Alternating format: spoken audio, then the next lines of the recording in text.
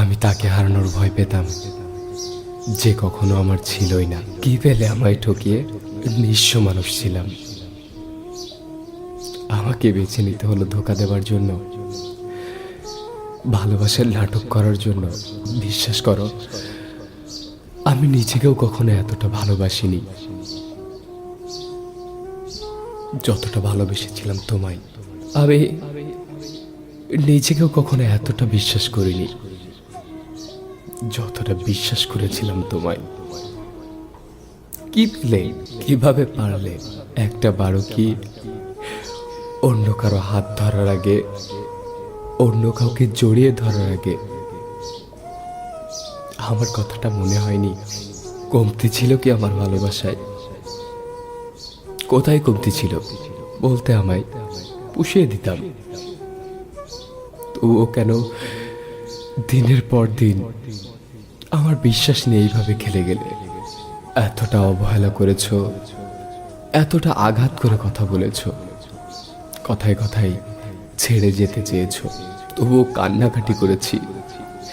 ছেড়ে না যাওয়ার জন্য কাকুতি মিনতি করেছি, তোমার একটু ভালোবাসা পাবার আশায়। এমন কিছু ছিল না যেটা করার জন্য প্রস্তুত ছিলাম না আমি।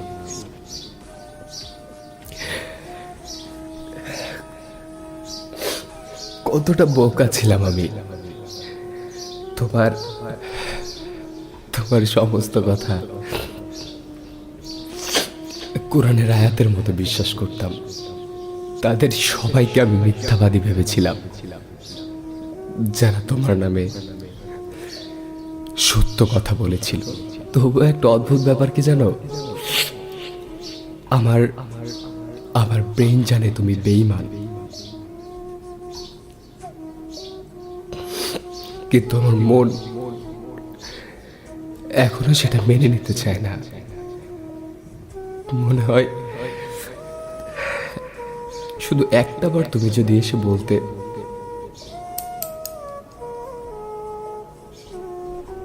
তুমি শুধু আমার, হয়তো সব বলে সব ক্ষমা করে আমি সব মেনে নিতাম। আমি আসলে একটা সাইকো, নইলে কোনো সুস্থ মানুষের সাথে দিনের পর দিন কেউ এত বড় গেম খেলে যেতে পারে না। বিশ্বাস করো,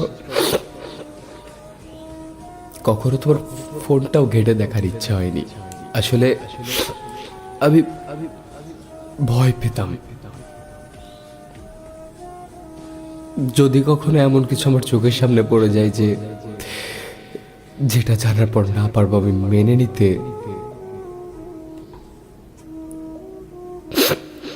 না পারবো তোমায় ক্ষমা করতে। কিন্তু দেখো, পরিস্থিতি আমাকে এমন জায়গা নিয়ে এসে দাঁড় করালো। আসলে সত্যি কথা বলতে, যারা নিজে ভালোবাসার জন্য এসে আরেকটা মানুষকে বাধ্য করে, তারা কখনো ভালোবাসতে আসে না। তারা আসে খেলতে, নতুন নতুন মন নিয়ে খেলতে। নতুন নতুন মন নিয়ে খেলাটাই তাদের নেশা। আমরা দুইজনেই একজনের জীবন নষ্ট করেছি। তুমি আমার, আর আমি আমার নিজের।